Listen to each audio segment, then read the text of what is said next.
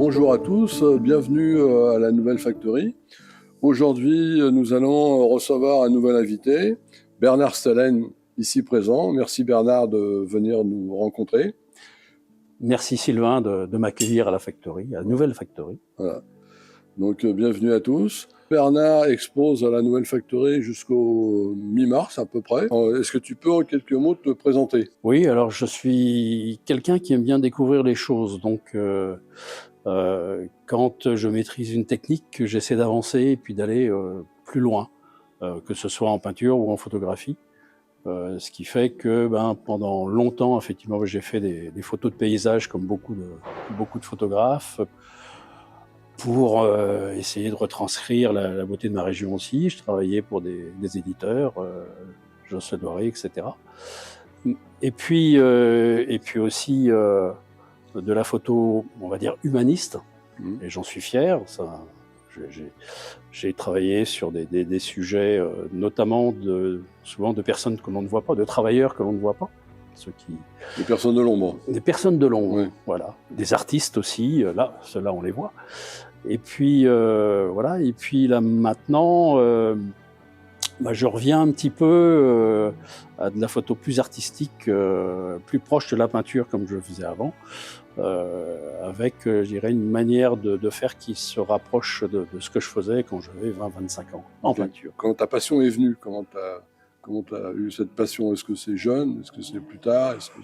Oui, j'ai toujours aimé dessiner d'abord, avant la photographie. Moi, ma table de travail pour l'école, dans ma chambre, c'était une planche à dessin. D'accord. Donc voilà, c'était ça. J'aurais voulu faire une carrière dans le dessin, dans la peinture, dans l'art, mais bon, pas facile. Oui, j'ai débuté comme beaucoup avec ce que j'avais sous la main et petit appareil familial, voilà, qui m'a permis de faire quelques premières photos.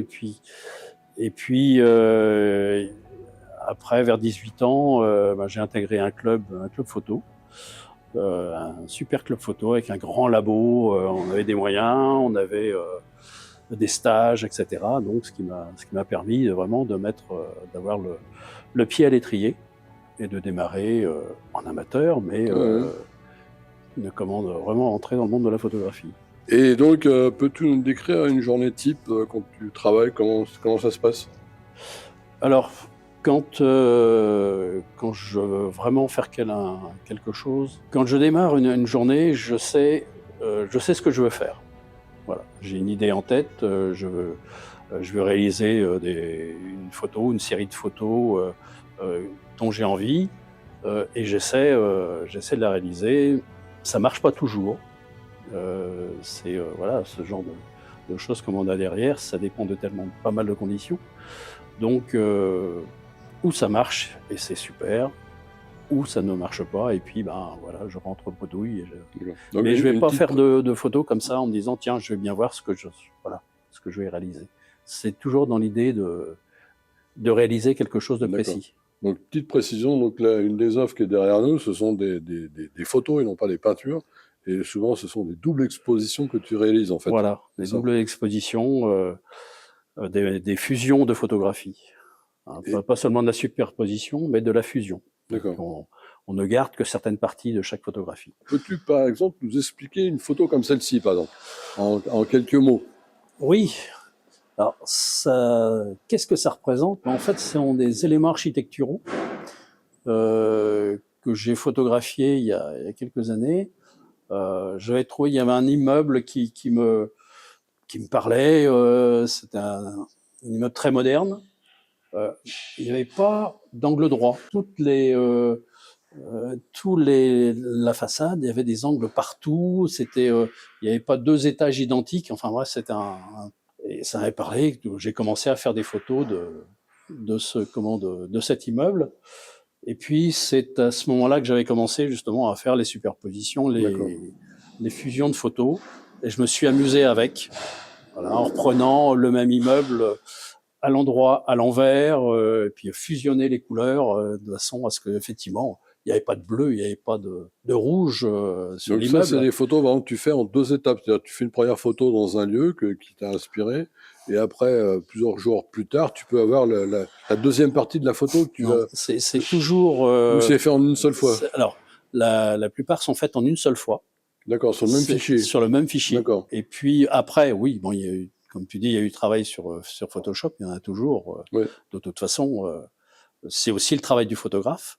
Mais sur chaque photo fusionnée qu'il y a dans l'expo, c'est toujours, tous les éléments sont pris au même endroit. C'est le même sujet, au même moment, au même endroit.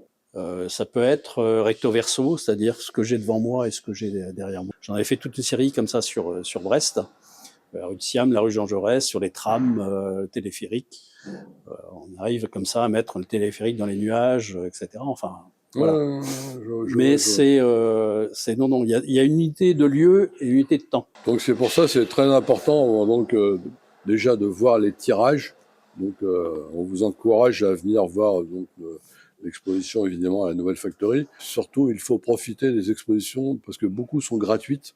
Je le rappelle, si on cherche un peu, la plupart des expos sont gratuites et il faut se forger l'œil vraiment pour vivre l'art, quoi. Voilà. Ouais. Et puis des fois, même on peut faire maintenant, tout à l'heure, pour reprendre ce que tu disais avec les jeunes, beaucoup utilisent les smartphones et on peut faire de très belles choses. Ça, c'est mon conseil personnel, hein. C'est d'apprendre à tirer ces photos, à les imprimer. Exactement, je vois trop de gens qui n'impriment pas leurs photos et qui, malheureusement, dans quelques décennies, les fichiers seront complètement obsolètes. Voilà. Et vous aurez tout perdu.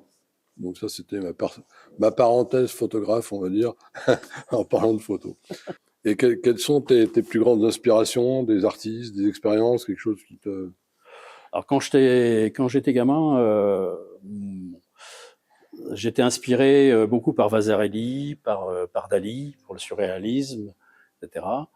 Et puis il y a quelques années, j'ai fait la rencontre d'un grand photographe français, Denis Bria, qui lui travaillait en argentique, mais qui reprenait ses photos avec des bains métalliques, des bains à l'or, etc.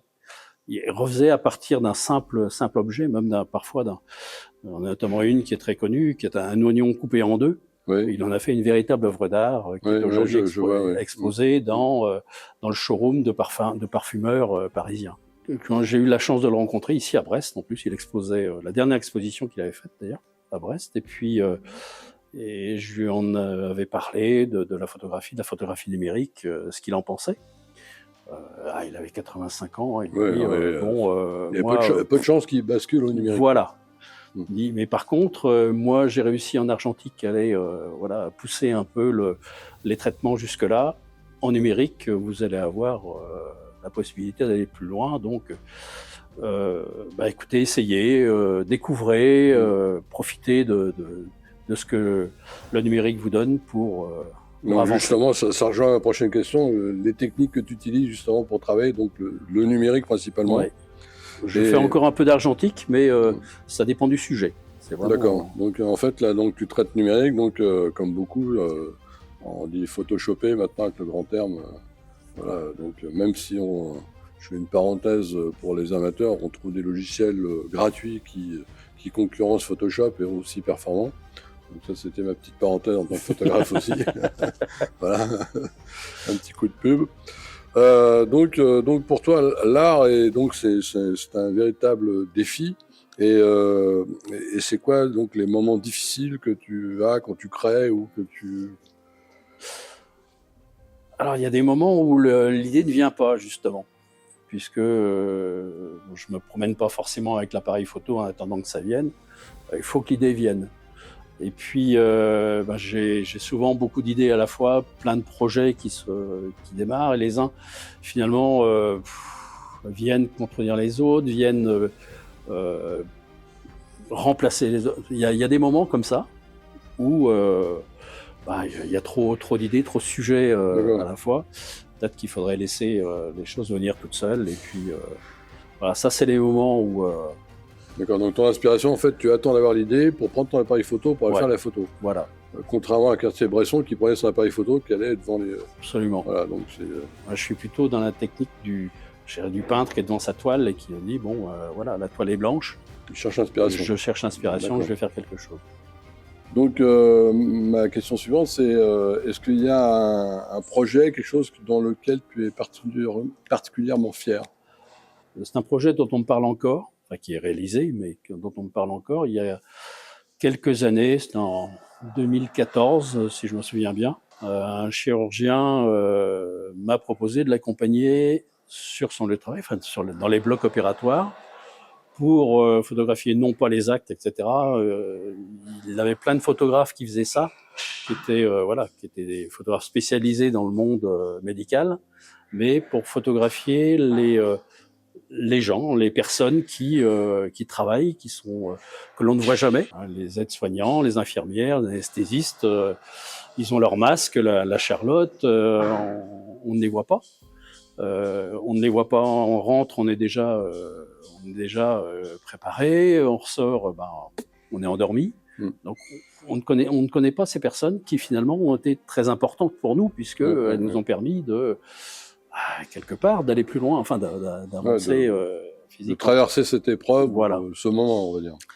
Et puis donc, quand j'ai commencé ce travail, finalement, je me suis aperçu qu'il y avait même sans échange verbal, il y avait de la communication qui passait, et par le regard. Et tout ce qu'on voyait, c'était ces regards. Et des regards magnifiques, même parfois.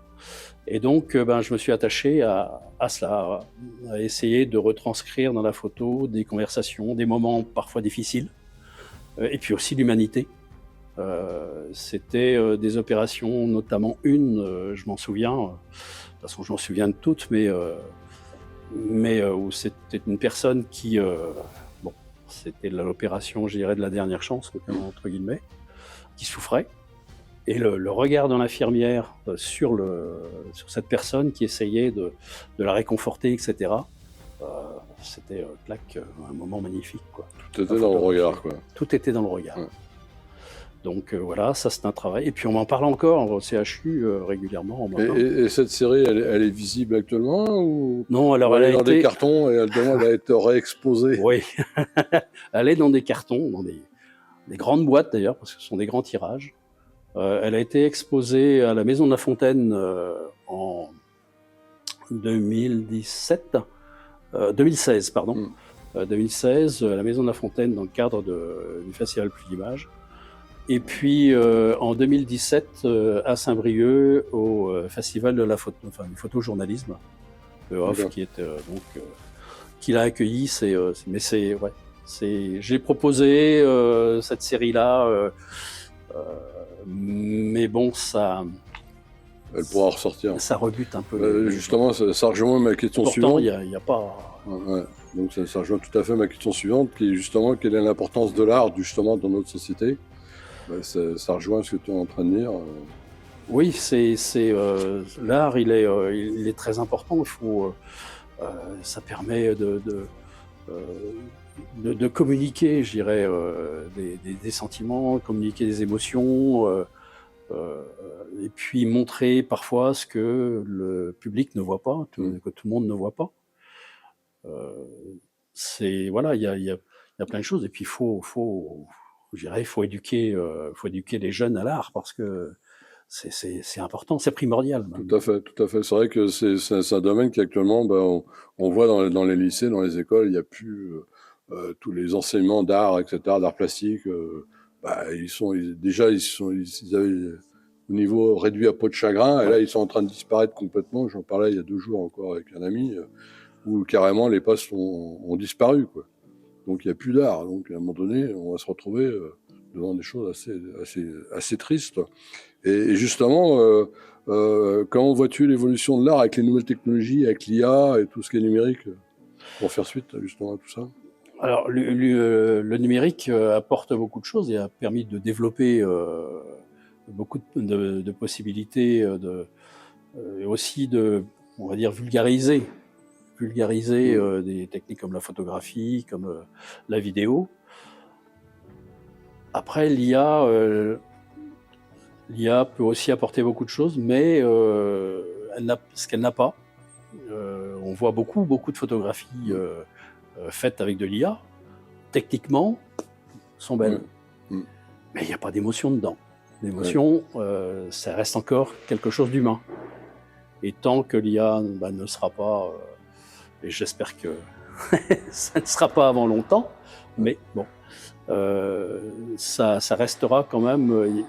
L'humain est important dans je dirais, dans la culture, puis dans l'art. Bah, C'est ça qui l'IA apporte des choses sur par exemple, tout ce qui est packaging publicitaire. Mais par exemple, c'est vrai, tout ce qui est reportage et tout, à ce moment-là, c'est pas du tout ça, quoi. Quel conseil tu donnerais à un jeune qui voudrait se lancer actuellement? Par exemple, qui dit, je veux être photographe, par exemple, ou je veux faire de la peinture, tu lui dirais quoi? Je lui dirais que c'est bien, tant mieux, il en faut.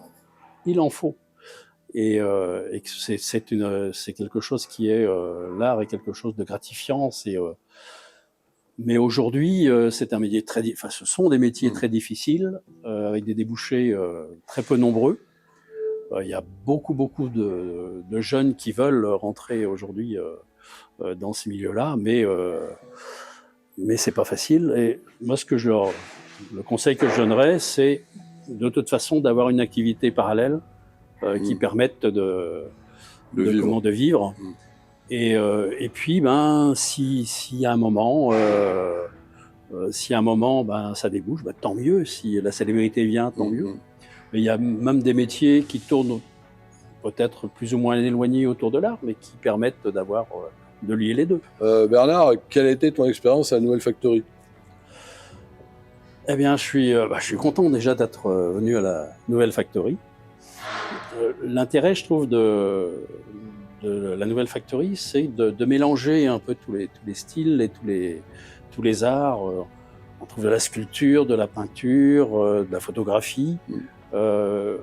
Et ça permet aussi de connaître d'autres techniques, de connaître d'autres artistes. Ouais. C'est un mélange qui profite aux uns et aux autres, qui permet, je trouve, d'avoir une plus grande ouverture que d'être une expo, on est seul, on a face au public peut-être quand il vient, mais ici au moins c'est un lieu de rencontre. Tout à fait. Et puis un lieu de convivial où on vient, on se rencontre, on découvre de nouvelles personnes, de nouveaux artistes qui passent parce que ils ont envie d'exposer ou autre. C'est vrai que c'est un lieu d'échange. D'ailleurs, je rappelle que la Nouvelle Factory est située dans un entrepôt, et c'est pour ça que des fois, dans le cours de l'interview, vous risquez d'avoir des petites perturbations, parce qu'effectivement, il y a des gens qui travaillent dans cet entrepôt, et nous sommes que dans une petite partie. Donc, effectivement, c'est un lieu d'échange. Et par rapport à ça, donc, un film, une expo, quelque chose qui t'a marqué, que tu aurais à nous conseiller? Oui, il y a un vieux film, un très vieux film, qui date de 1947, le début du Technicolor, qui s'appelle, le titre c'était le Narcisse Noir. C'est un film qui, on dirait une succession de photographies. Il a été fait en grande partie en studio, en Angleterre, mais chaque plan, chaque scène est une véritable photo, avec des éclairages travaillés, des prises de vue faites en très gros plan, en plongée, en contre-plongée. C'est un film dramatique. Et là, franchement, c'est un cours. Narcisse, c'est ça? Le Narcisse Noir. Le Narcisse Noir. Et c'est un cours de photographie, quelque part. C'est un film profond. Ça aurait pu être du Hitchcock par la suite. C'est très, c'est de l'introspection dans un lieu, dans un ancien harem dans l'Himalaya, transformé en couvent. Alors déjà entre les peintures et puis le couvent, et puis justement complètement isolé. Et ces personnes là qui se retrouvent dans ce lieu isolé et qui finalement se retrouvent face à elles-mêmes. Et la manière de photographier, la manière de filmer, c'est les lumières, les ombres des ombres projetées parfois sur les visages, enfin, etc. C'est impressionnant, quoi. Un livre Donc, peut-être, non? Ou un photographe, une expo? un photographe, moi, oui, je reviens sur Denis Briac qui m'a impressionné. Eh bien, merci beaucoup Bernard pour cet entretien. Donc, je rappelle que la Nouvelle Factory, dont les œuvres de Bernard dont on parle, vous pouvez les retrouver sur le site. Donc, la Nouvelle Factory, donc nouvelle-factory.com. Et sinon, donc, n'hésitez pas à nous contacter, nous laisser un petit like, un petit commentaire. Et puis, donc, à très bientôt pour, j'espère, une nouvelle exposition. Merci Bernard. Merci Sylvain. Voilà, à très bientôt. À bientôt. Au revoir.